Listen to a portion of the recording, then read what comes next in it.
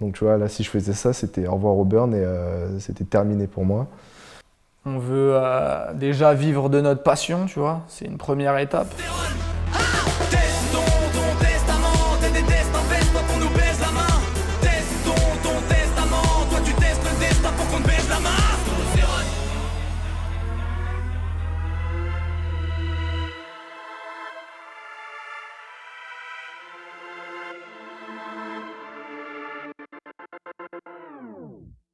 Vous vivez dans un monde à 1000 à l'heure avec tous vos projets.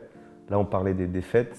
Il y a forcément des moments de doute qui s'installent, où on se dit, bon, on continue, on fait quoi? Comment on les vit, ces moments de doute? Comment on les vit? Eh ben, comme on peut. Il y a des moments où on doute, vraiment? Non, pas vraiment. En fait, c'est pas qu'il n'y a pas de doute, c'est juste que tu évacues le doute parce que tu sais ce que tu fais. Alors, vas-y, let's go, tu sais le faire. Fais-le.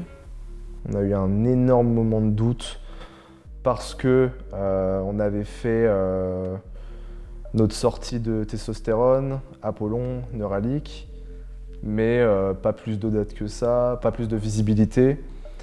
Et gros manque d'inspiration pour la compo. Moi, j'ai totalement arrêté de composer à ce moment-là.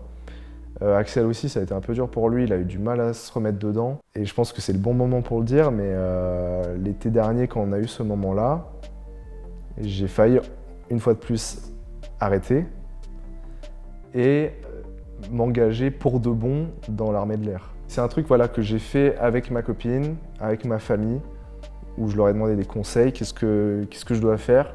Leur réponse était simple et c'était la meilleure, c'était fais ce que tu as envie de faire. Il y avait cette peur d'abandonner peut-être Axel et Julien. Ce truc de... j'avais peur de leur réaction, je pense. Donc je leur ai jamais dit. Donc ils vont le découvrir peut-être. On sait que dans l'émergence, il y a plusieurs phases émotionnelles, des moments de victoire, des moments de chute, de partage, des coups de gueule. Comment on vit avec ce grand 8 émotionnel au quotidien en tant qu'artiste? On passe sa vie chez le psy. La vie est comme un vol en avion, pour avoir une bonne place, prendre de l'avance. Non, c'est pas vrai. Non, franchement, c'est compliqué, hein. C'est hyper dur à gérer émotionnellement. Je pense qu'il faut vraiment être bien entouré. Ma sphère hyper proche, tu vois, ma copine, mes potes, c'est vraiment eux qui m'aident à m'en sortir parce que musicalement parlant, dans l'industrie, j'ai pas de gens vraiment hyper proches à qui me rattacher. Mais je pense qu'il faut juste s'accrocher et se dire que voilà, des échecs, c'est juste une manière d'apprendre et de se relever plus fort, tu vois. Parce que les doutes, c'est hyper personnel. Donc ça peut être lié à des peurs, à des manques de connaissances, au stress, ça peut être lié à plein de choses. Et la seule chose que je pense que des gens qui ont un petit peu d'expérience, alors je dis pas que j'ai une expérience de ouf, mais ça fait quelques années, j'ai eu quelques projets, quelques déceptions, c'est de leur raconter un peu ces histoires et qu'est-ce qui a fait qu'on a pu continuer à avancer et leur donner peut-être des directions à prendre et à essayer. Mais il n'y a pas de vérité, il n'y a pas de...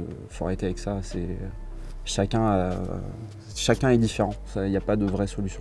Et je me suis dit, continue la musique, parce que aussi ça serait bête d'arrêter alors que t'en fais depuis très longtemps.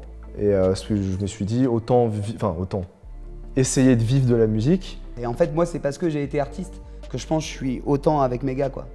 Parce que j'ai envie de les protéger de ce truc-là où tu te sens pas à ta place, où tu te sens un peu nul, tu vois. Et je me suis dit en étant manager que jamais je voudrais qu'un artiste ressente ce truc-là, quoi.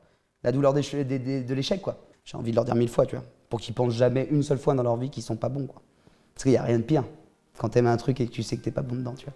Et voilà, tu vises toujours plus haut, hein. Genre franchement, moi, mon rêve, ce serait de faire une tournée internationale, tu vois. Ce serait bête de pas le dire, mais c'est vrai que un jour, si je me dis que j'ai réussi ça, je me dirais, j'ai quasiment réussi tout ce que je voulais faire dans ce milieu-là, quoi.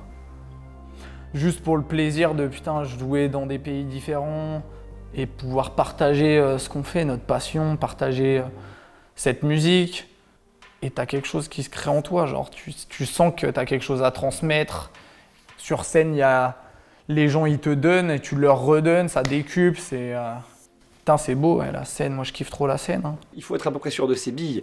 Les passages de doute, comme on dit, la peur n'évite pas le danger. Il y a vraiment un truc où évidemment que c'est effrayant, c'est terrifiant, c'est vertigineux parfois parce qu'on se lance dans des choses, on engage des sommes d'argent, on engage du temps.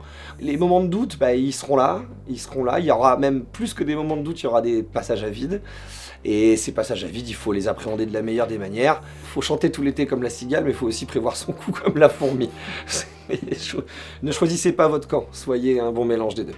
Et je le vois vraiment chez beaucoup d'artistes, mais je trouve que chez eux, c'est encore plus poussé parce que déjà le fait d'être deux, tu sens qu'ils ont vraiment l'envie et ils y croient et c'est ça qui va marcher, je pense. Je lui dis, mais non, mais genre, en fait, c'est ça que je veux faire de ma vie aussi, j'ai envie de faire des tournées, des trucs comme ça. Donc il y a ce truc que j'ai toujours eu, un espèce de dilemme et qui va m'accompagner encore longtemps. Mais aujourd'hui, j'ai choisi de rester auprès d'Axel et Julien. C'est une rage intérieure, c'est une motivation de dingue. Ouais, il faut. On sait ce qu'on veut, hein, on se bat pour.